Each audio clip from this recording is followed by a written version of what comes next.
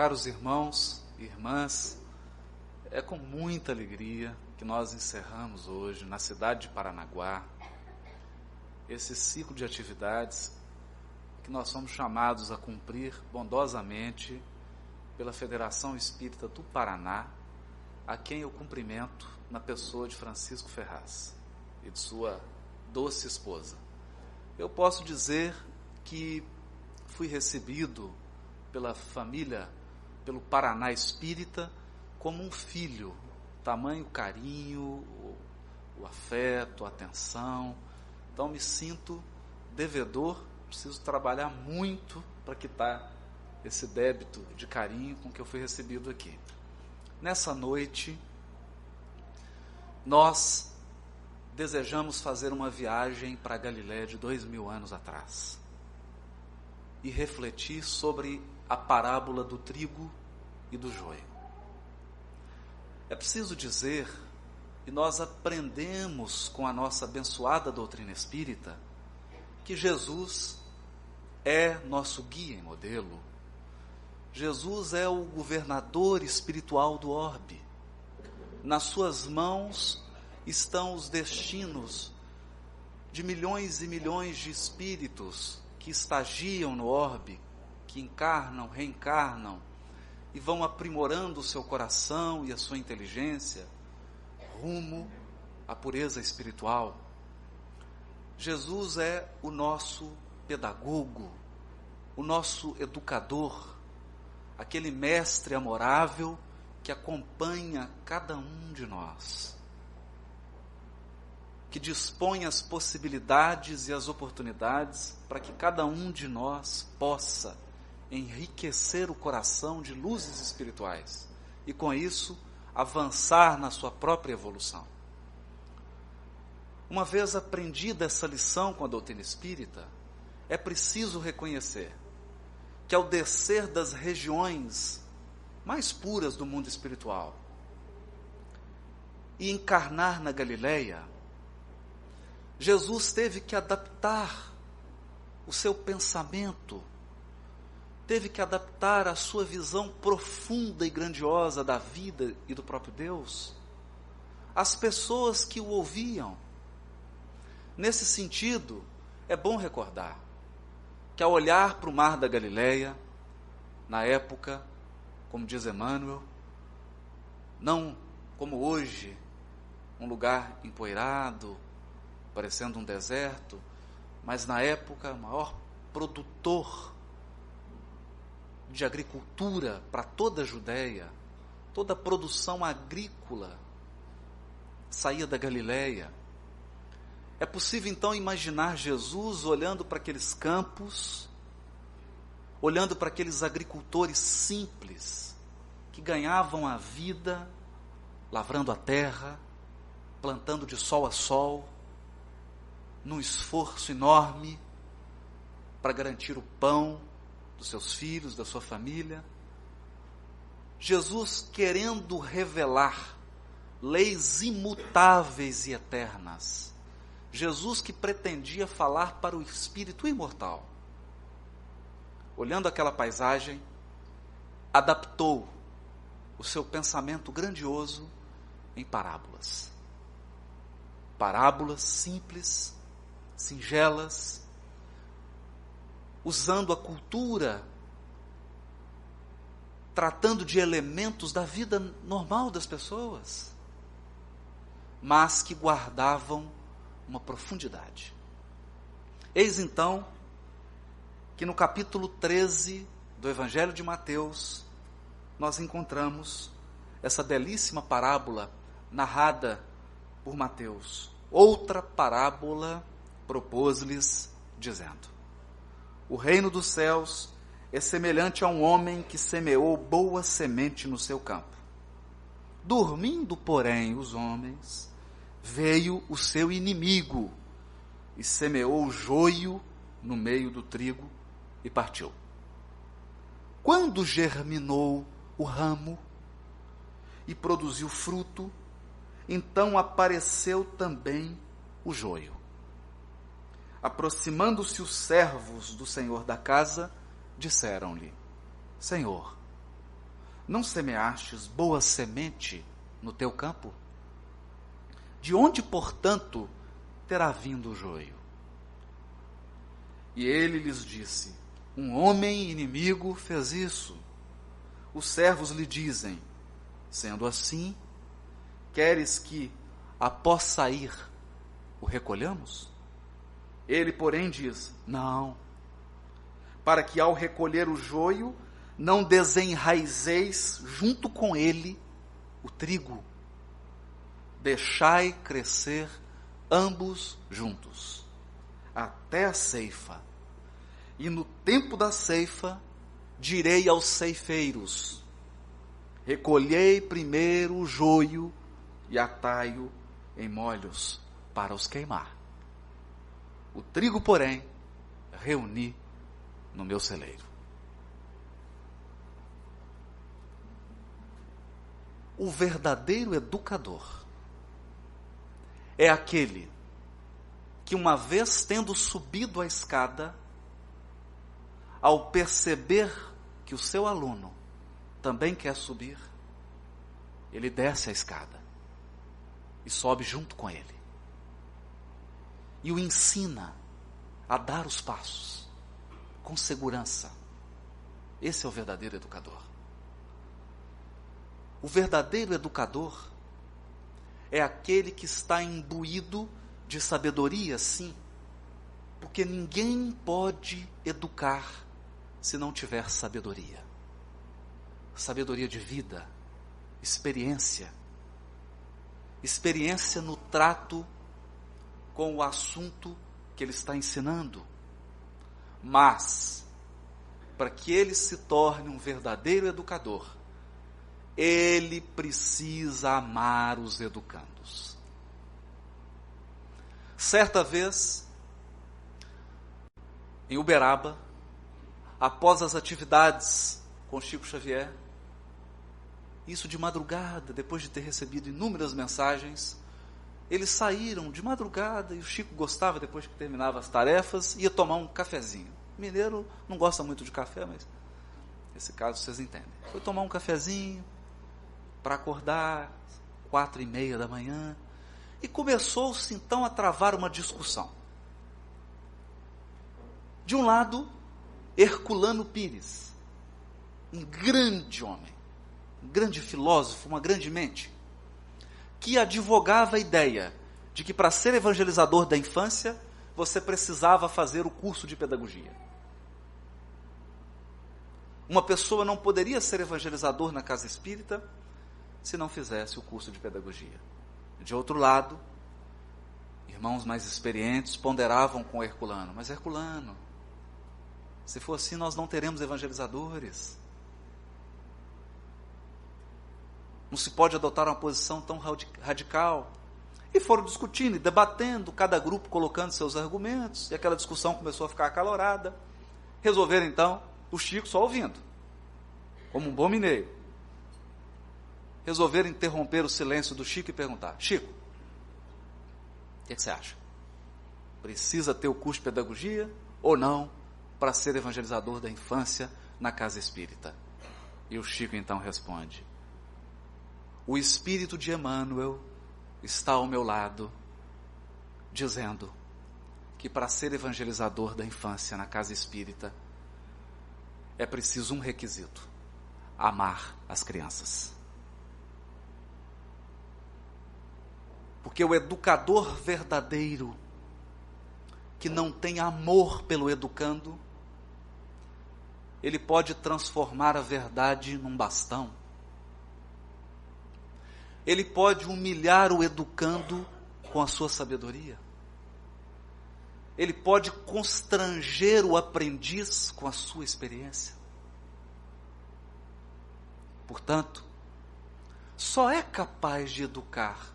E quando nós dizemos educar, nós nos recordamos da ideia de educação defendida por Allan Kardec, educação de caracteres morais, formação de bons hábitos. Não se produz uma educação de caracteres morais se o educador não ama aquele a quem ele está educando.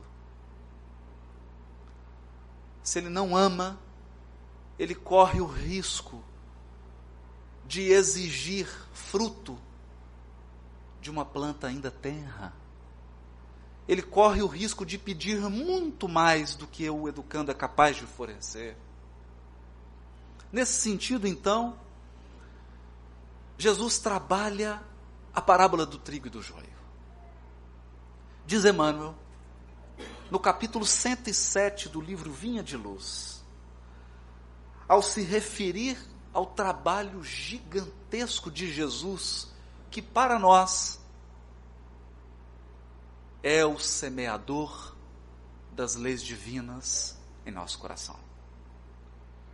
Jesus é aquele que semeia valores morais dentro de nós, na esperança de que esses valores vão germinar e vão se transformar em frutos que representam conduta, que representam pensamentos corretos, sentimentos adequados. E nesse papel de semeador, diz Emmanuel que o campo do Cristo é região de atividade incessante e intensa. Tarefas espantosas. Olha aqui o que Emmanuel está dizendo. Tarefas espantosas mobilizam falanges heróicas. Contudo, apesar da dedicação e da vigilância dos trabalhadores, o joio surge, ameaçando o serviço. Apesar das falanges espirituais que cuidam do movimento espírita no Brasil e de todos os movimentos do cristianismo que visam a educação do ser imortal, apesar de toda essa dedicação, surge o joio. E aqui, na parábola do trigo e do joio, quando eles percebem que o trigo está começando a germinar, quando a semente rompeu a terra e começa a se esboçar como planta, o joio ao lado também aparece. O primeiro impulso dos tarefeiros, Senhor, nosso primeiro impulso, qual foi? Quem é o culpado? Perguntam para Jesus, Senhor, quem semeou o joio? A nossa primeira preocupação, muitas vezes bem intencionados, no afã de servir, é descobrir o culpado. Quem foi o responsável? Jesus então responde, o inimigo que fez isso, um homem inimigo. E eles perguntam, mestre, o senhor quer que quando o senhor for embora a gente arranque? Que coisa, né? Por que não arrancaram na presença de Jesus? Por que a gente espera Jesus sair para arrancar o joio? Porque de certa forma a gente quer fazer um trabalho assim um pouco violento. Às vezes nós assumimos o papel de querer arrancar o joio com todo o ímpeto do nosso desejo de extrair o mal, de extirpar o mal. É comum ver isso.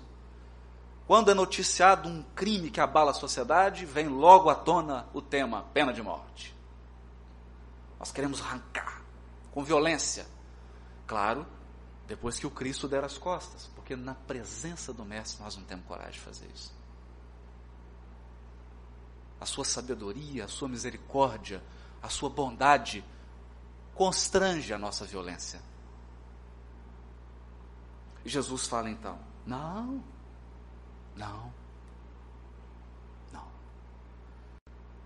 Porque corremos um risco. O joio é uma planta na Palestina muito parecida, na verdade o nome técnico é cisânia. Em grego é interessante porque cisânia é a planta e é também divisão, briga, dissensões. Isso é muito simbólico. A nos ensinar que os maiores prejuízos na tarefa de Jesus são as brigas, as cisâneas, as divisões. Jesus então ensina que se você puxar o joio, você corre o risco. Como ele é muito parecido com o trigo, e como a planta ainda está desabrochando, de desenraizar o trigo. No afã de tirar o joio, você leva trigo junto. Esse é o primeiro risco, mas tem mais. Tem outros riscos, maiores ainda. E é aqui que nós nos socorremos de Emmanuel. Quando ele diz assim: quando Jesus recomendou o crescimento simultâneo do joio e do trigo, não quis, senão, demonstrar a tolerância celeste no quadro das experiências da vida. Tolerância celeste. O educador dá tempo para que o aprendiz cresça e aprenda a lição. Então, de forma sábia, de forma paciente, ele tolera o erro e vai acompanhando vigilantemente o processo, como, diz Emmanuel assim, o mestre nunca subtraiu as oportunidades de crescimento e santificação do homem. Nunca. Mesmo para quem está errando. Não é porque alguém está em erro que o pedagogo divino vai tirar as oportunidades de crescimento e renovação dessa pessoa. Porque se ele fizesse isso, estaria isolando pessoas, estaria fechando a elas as portas do aprimoramento íntimo, as portas da evolução espiritual. Não pode ser feito isso. Ele então renova oportunidades. E nesse sentido, o próprio mal é pacientemente examinado por seu infinito amor, sem ser destruído de pronto. E aqui está o segredo. Jesus recomenda: não destrua o joio de pronto. Não destrua o mal de pronto. Vamos acompanhar vigilantemente. Deixai crescer ambos juntos. Deixai crescer ambos juntos. E aqui nós nos recordamos então de uma história. Conta uma lenda que havia uma aldeia de lavradores há milênios e milênios atrás.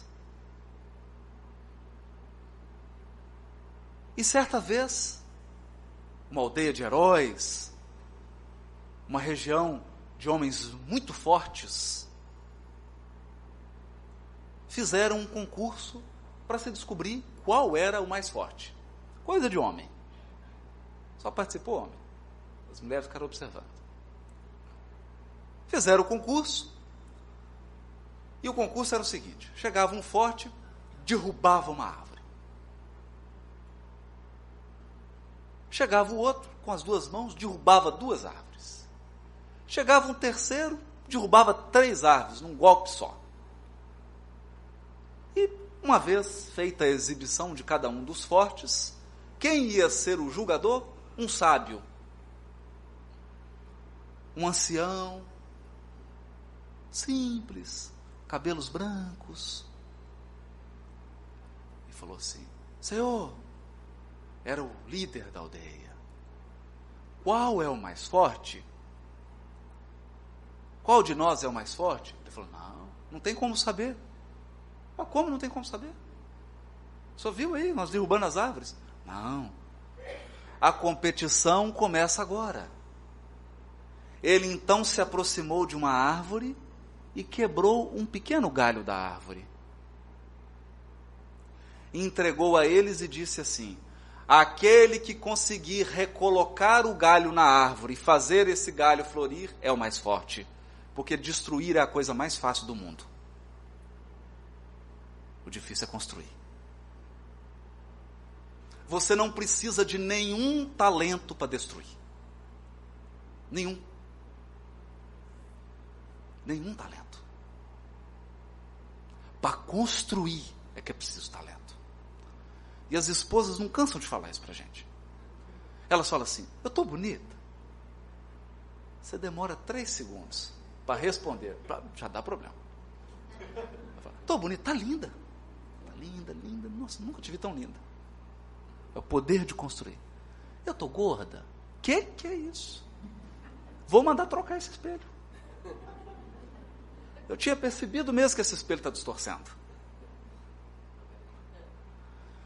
Porque, muitas vezes, no afã de realizar algo de bom,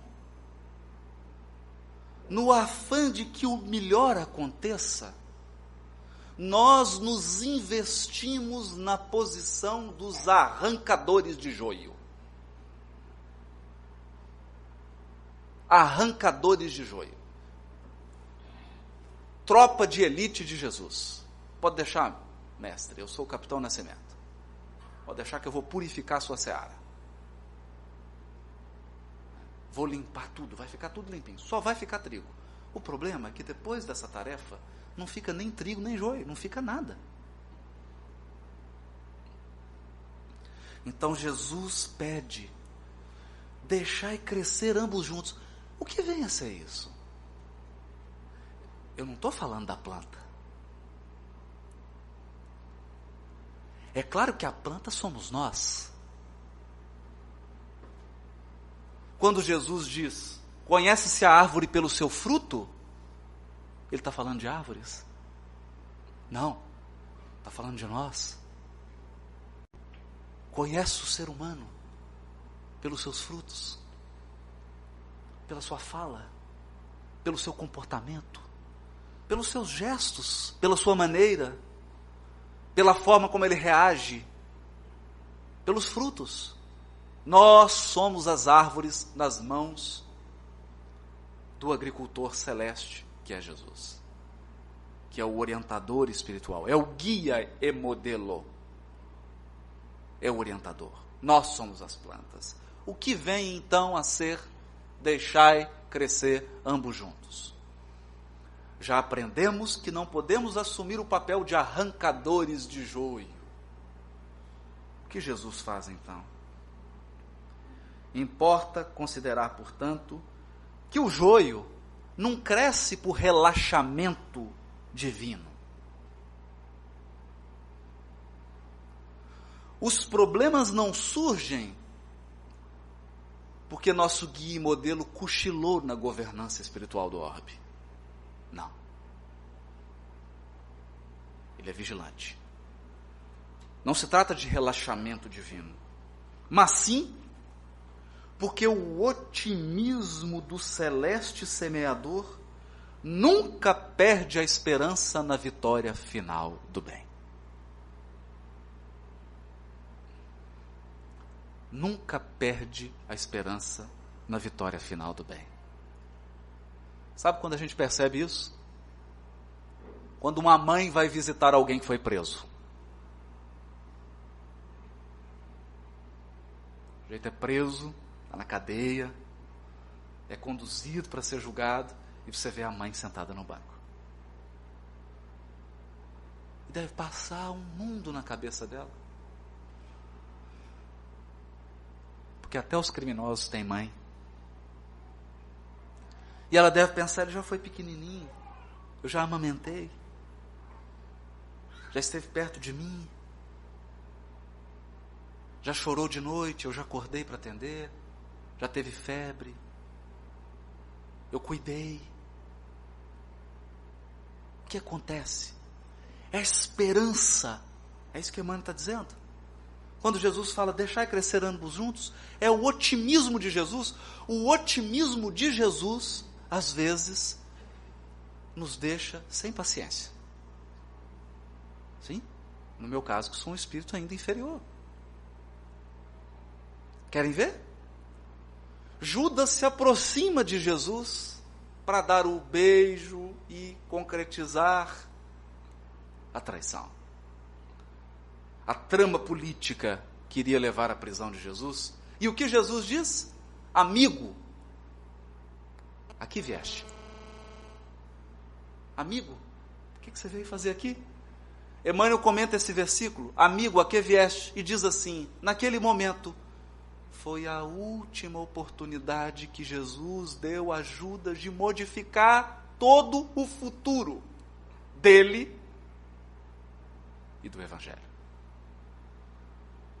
A última oportunidade, o otimismo celeste. Mas não parou por aí. Não parou por aí. Narra Humberto de Campos que quando Jesus está crucificado, nos momentos finais do seu desencarne,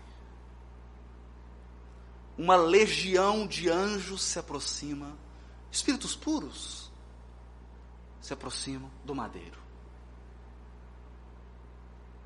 Uns começam a confortá-lo, cheiros de perfume, começam a tocar uma música suave, como a envolver o governador espiritual do orbe que estava voltando para a pátria espiritual.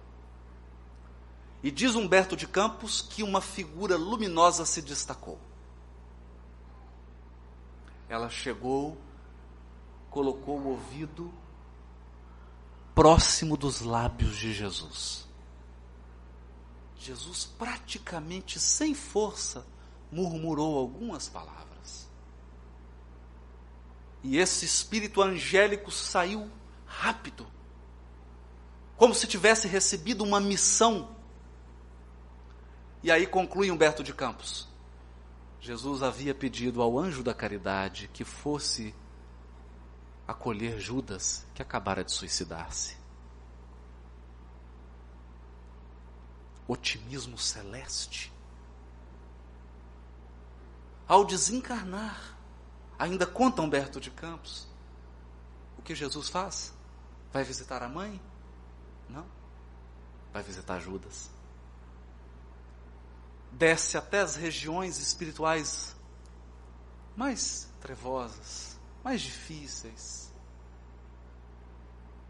para minorar a culpa de Judas, para dar a mão a um amigo que havia caído, a abrir para ele novas oportunidades de crescimento e de evolução espiritual. Esse processo só faz quem ama. É por isso que nós encontramos na obra de André Luiz, o benfeitor espiritual e André Luiz tentando atender a um caso de obsessão. O benfeitor então para e fala assim, André, não é tarefa para nós. E era um benfeitor de elevação espiritual. Não é tarefa para nós. Essa tarefa é para um coração que muito ama. O benfeitor então faz uma prece e se materializa naquela região do mundo espiritual uma senhora chamada Cipriana. Cipriana dá um abraço no obsessor e no obsidiado e puxa os dois junto ao peito. E fala, o que é isso, meu filho? Ele fez isso comigo, me tirou tudo, roubou tudo. Porque foi um caso grave. O companheiro, esse homem tinha uma empresa, trabalhava, era bem sucedido. Esse rapaz entrou na vida dele, começou a administrar a empresa, assassinou o dono da empresa, ficou com todos os bens dele, ainda com a família dele. Ela então abraça e fala, que é isso, meu filho? Eu fui injustiçado. Ela fala, não digas isso. Jamais digas isso. Mas com amor. E começa a dizer para ele que mais tarde ele compreenderia que existe uma lei infinita de justiça que rege os nossos destinos, que tudo aquilo estava na pauta da mais absoluta justiça, e que ele não tinha o direito de se revoltar. E ela então começa a contar a história dela. Tenha força, meu filho, tenha força. E os dois, envolvidos naquele espírito feminino, que amava profundamente, acham que estavam conversando com Nossa Senhora. E eles falam, oh, Mãe Santíssima, Maria de Nazaré, falando com Maria.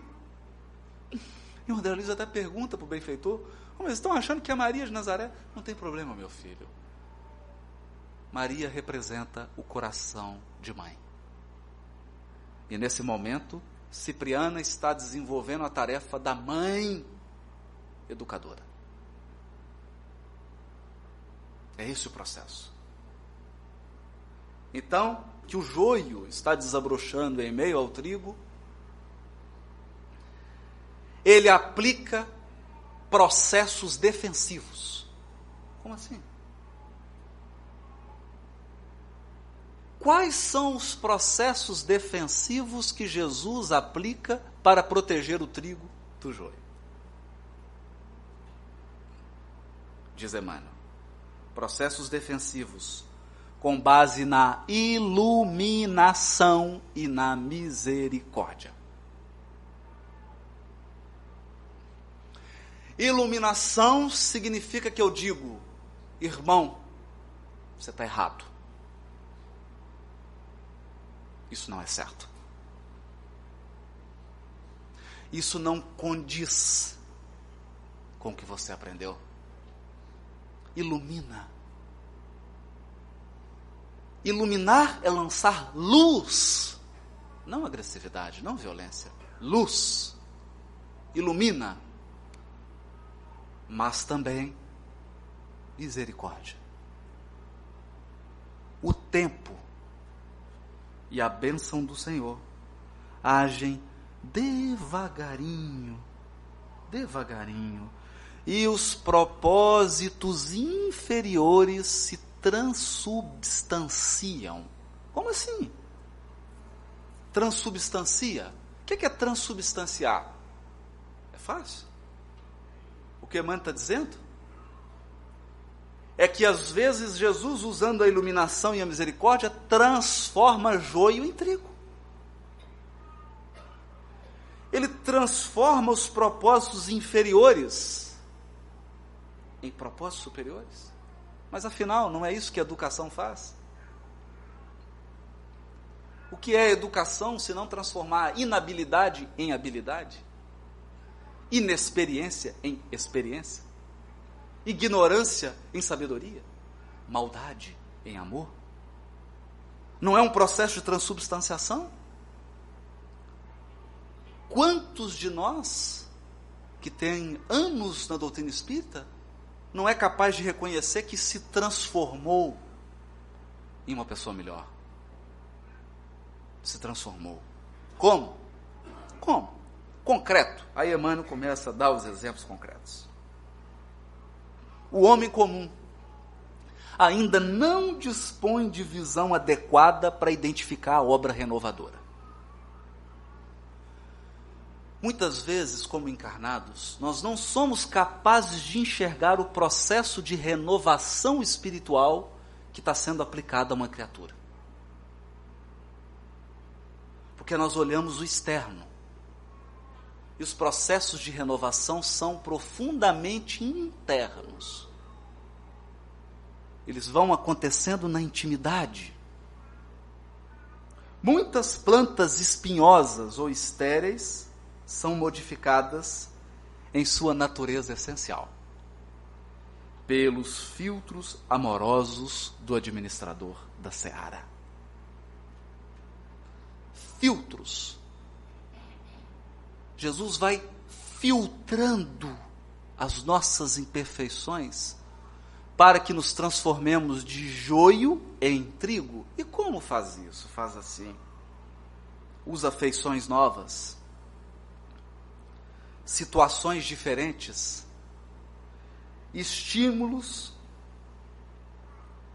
inesperados ou responsabilidades externas que falem ao coração. Como assim? Vamos entender isso. Afeições novas. Conheço um caso de uma pessoa cujo pai estava mergulhado no alcoolismo. Mergulhado no alcoolismo. E os filhos tentavam de tudo, mas ele sequer admitia que era alcoólatra. Ocorreu então que os filtros amorosos de Jesus agiram sobre essa criatura. E o que aconteceu? Primeiro, uma situação inesperada. Ele foi ao médico e foi diagnosticada uma cirrose que se iniciava. Ele então tomou um choque, porque sequer era capaz de imaginar-se como alcoólatra. Embora consumisse por semana 3 litros de uísque.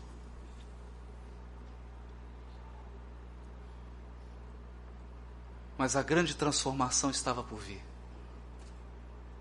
Uma vez diagnosticada a cirrose, nasce o neto. Afeições novas. O Senhor da Seara utiliza uma afeição, e esse netinho, depois nasce a neta, iluminam a vida desse avô. E ele então toma uma decisão. Pega todas as garrafas, joga todas fora. E daquele dia em diante não bebeu mais. Porque a filha, no dia anterior, chorou e disse: eu não tive um neto para você, pai, para ele te enterrar. Eu tive um neto para que ele tenha um avô, para que ele tenha alguém para visitar e para falar que é o avô dele. Porque eu guardo muitas lembranças dos meus avós. Filtros amorosos. Uma situação que parecia perdida se transforma. Mas pode ser uma situação inesperada. O que mais Emmanuel diz? Responsabilidades externas que falem ao coração. Às vezes a criatura entra na casa espírita completamente perdida, completamente mergulhada nas suas paixões, no seu egoísmo, no seu orgulho, e recebe então a oportunidade de trabalhar numa atividade da casa. E aquela oportunidade de trabalho começa a tocar o coração dela. Ela começa a se identificar com aquele trabalho. Pela primeira vez ela começa a se sentir realizada fazendo algo. Então, essa atividade que fala ao coração começa a transformar essa criatura. Ela que era carrancuda passa a sorrir. Ela que era egoísta começa a ficar mais altruísta. Ela que estava acostumada a entregar-se ao orgulho passa a entender que a humildade é base da vida. Ninguém constrói nada sozinho.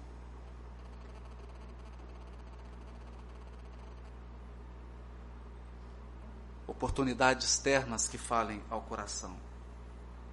Entretanto, e se não funcionar? Porque o espírito tem livre-arbítrio. E nós podemos recusar todas as oportunidades que a espiritualidade superior coloca na nossa vida. Você pode recusar todas elas. É o livre-arbítrio. Nós podemos afastar toda a misericórdia de Jesus, todos os processos educativos do Mestre, e então, o que ocorre? Se chega a época da ceifa,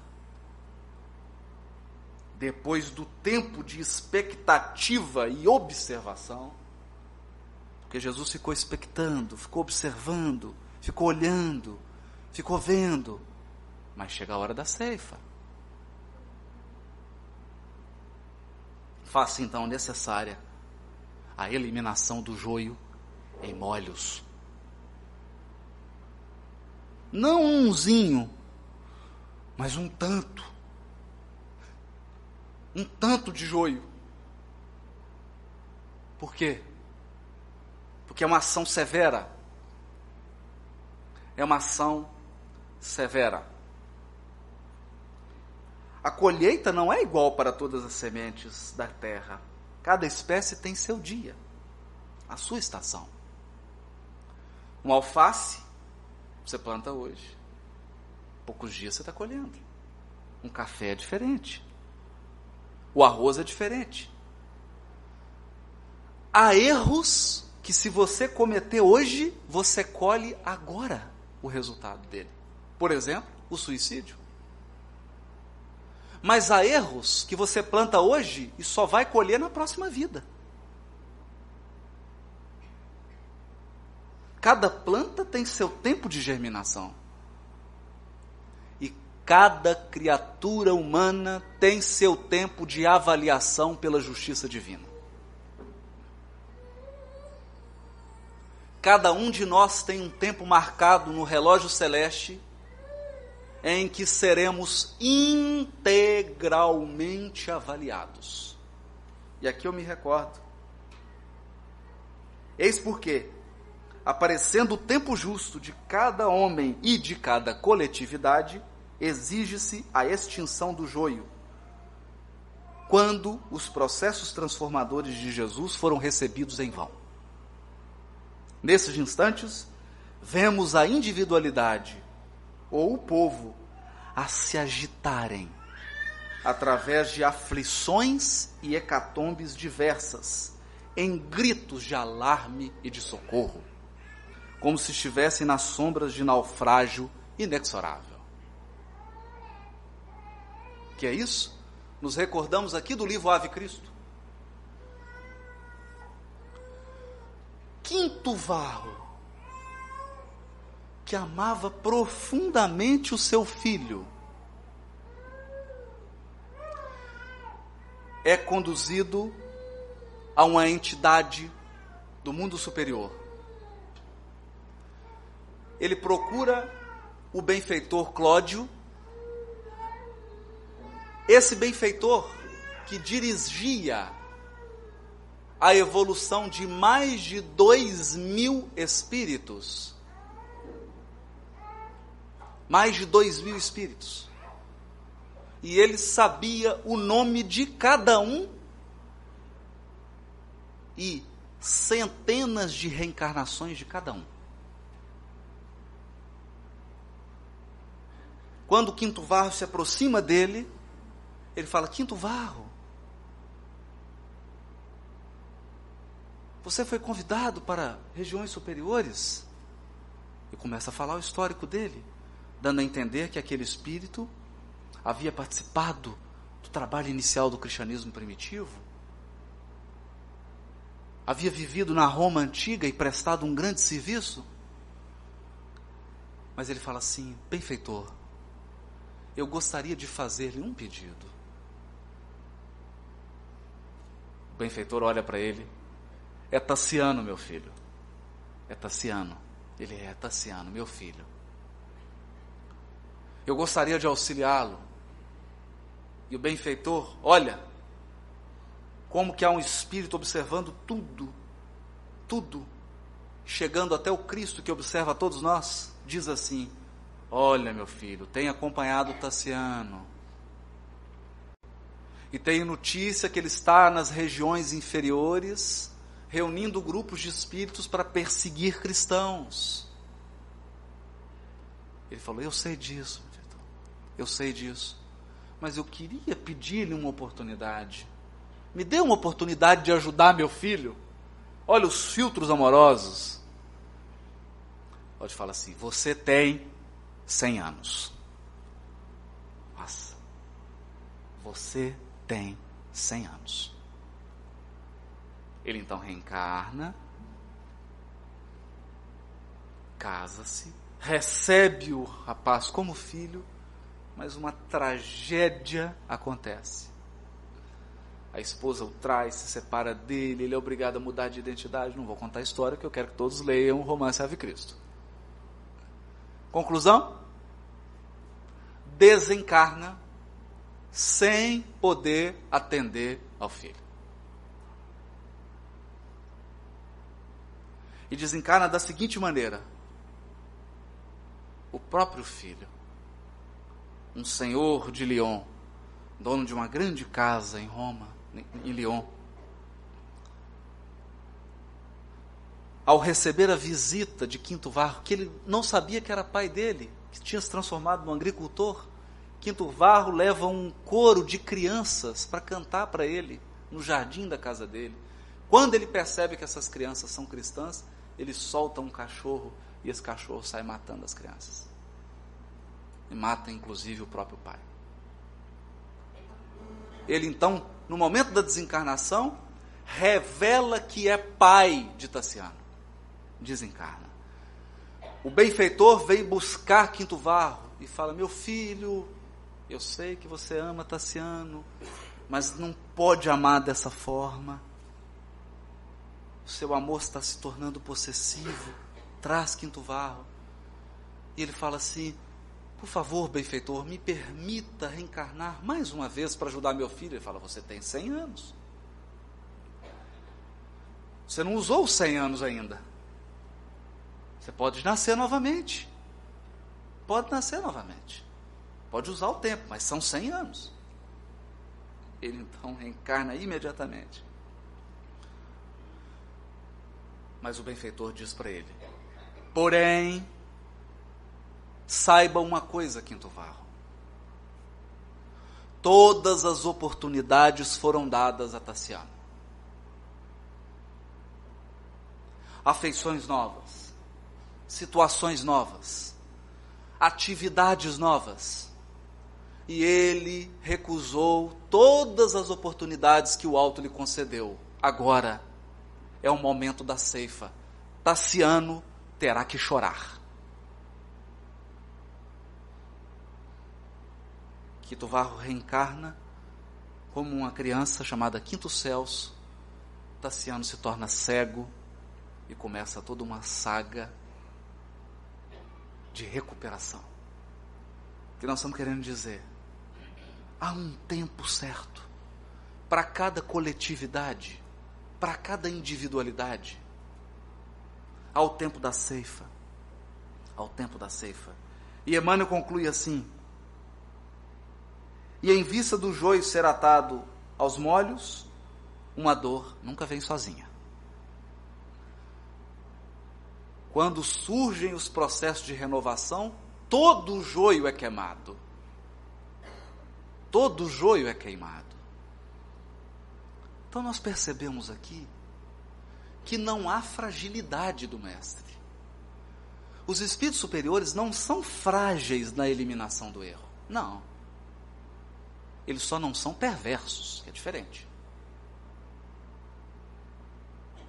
Eles observam atentamente as criaturas, vão dando oportunidades, vão esclarecendo, vão iluminando.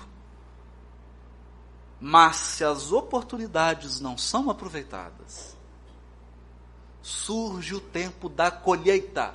O tempo da colheita não é nem bom, nem mal. Depende do que vai ser colhido. Porque se você produz frutos de bondade, de trabalho, de amor ao semelhante, a colheita será prazerosa. Porque todo o seu esforço será computado nos celeiros da espiritualidade superior. Tudo que você fez será aproveitado no trabalho. Mas, se a nossa individualidade produziu joio, se a nossa individualidade afastou as oportunidades que a espiritualidade superior nos deram, chega o momento da eliminação do joio. É então que nós encontramos os nossos irmãos que batem à porta da casa espírita com os maiores sofrimentos. Com os maiores sofrimentos. Com dramas que nós sequer desconfiamos. É o momento da ceifa. Eu me recordo aqui, caminhando para o finalmente, que em visita à cidade de São José do Rio Preto, numa palestra, tive a oportunidade de visitar uma pequena cidade próxima de São José do Rio Preto. Uma cidade pequena, mas que tinha um centro muito ativo, um grupo espírita muito trabalhador. Nessa cidade, havia um casal de comerciantes. Essa senhora, a esposa, uma grande trabalhadora da casa espírita, e o marido acompanhava ela, ficava assim, de longe, não achava ruim, nem bom, só acompanhava ela, ia recebendo por tabela os benefícios, acompanhava. E eles tinham uma mercearia, a única mercearia do vilarejo. E moravam num sítio próximo desse vilarejo. Uma quadrilha de São Paulo observou a rotina dessa família. Eles tinham um filho jovem, novo, 20 e poucos anos, noivo. Eles observaram a rotina e perceberam que o dinheiro da mercearia era guardado no sítio. Um mês antes de eu visitar esse vilarejo, essa quadrilha aguardou o entardecer. Quando o pai havia voltado com o filho, a mãe estava na casa espírita. Eles foram para o sítio, guardaram o dinheiro, o filho ficou lá dentro, o pai saiu, sentou, aquelas casas mineiras, escadaria assim na porta, estava descascando a laranja, chegou a quadrilha, metralhou o pai. Ele caiu no chão, entraram dentro da casa, um filho forte, ele era muito forte o rapaz, ele ainda tentou resistir, mas eles metralharam ele também, roubaram o dinheiro e saíram. Esse pai, com vários tiros e cortes, porque ele foi agredido também, arrastou-se até o filho, falou, meu filho, e o filho disse assim, pai, procura socorro, porque eu estou desencarnando, pai. Eu estou desencarnando.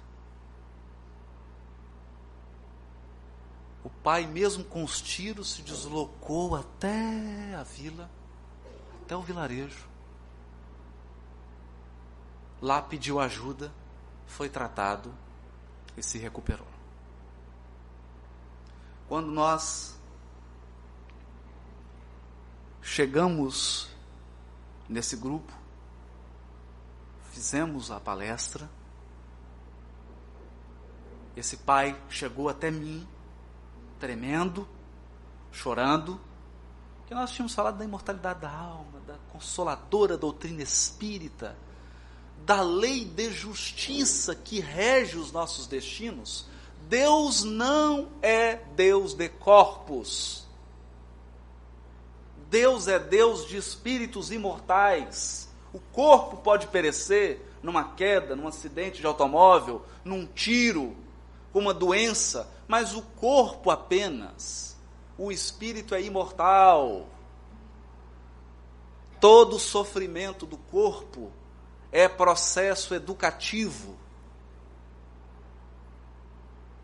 E todo processo educativo doloroso é fruto da nossa teimosia que não soube aceitar os filtros amorosos de Jesus. Como diz o ditado antigo, se não é pelo amor, é pela dor. Ele então chega, olha para mim, a esposa, uma grande trabalhadora do grupo, e fala assim, pelo amor de Deus, me diz alguma coisa. Eu falei, dizer o quê, né? O que eu vou dizer? E no momento a gente sente a inspiração, que a espiritualidade está cuidando, né? E falei para ele assim, eu também sou pai. Tenho um filho de 4 anos. E uma filha. Começou a chorar, abraçou. A mãe também abraçou, e todos nos emocionamos, foi aquela emoção, mas olha, que mesmo nos processos dolorosos ainda existe a misericórdia. Aproxima-se a noiva do rapaz. E ela também se emociona, começa a contar, nós já estávamos fazendo enxoval, eu ia casar, aquela moça do interior, os dois apaixonados, iam, né, dava para sentir a dor dos planos da jovem que foram desfeitos, né? E ela contou, olha, eu vi que você falou isso, é tão bonito, você falou que ele está vivo, eu queria te contar uma coisa, ontem aconteceu algo comigo, contando assim, perto do sogro e da sogra, né? Contando para nós. Ela falou, quando ele desencarnou, ela é católica, ela não é espírita, a noiva. Eu peguei um terço, e no caixão eu coloquei o terço nas mãos dele. E falei para ele assim, leva, que é um símbolo do nosso amor. E ontem, eu dormi, de noite, eu acordei, tinha uma senhora de branco na minha frente. Ela não disse nada, ela apenas estendia as mãos e tinha um terço branco nas mãos dela. E aí, a emoção tomou conta de todos, porque eu falei, você está vendo? Falei para o pai, teu filho está vivo. Ele só não tem condições ainda de mandar recado. Esses são os processos utilizados pelo Senhor da Seara para educar a nossa alma.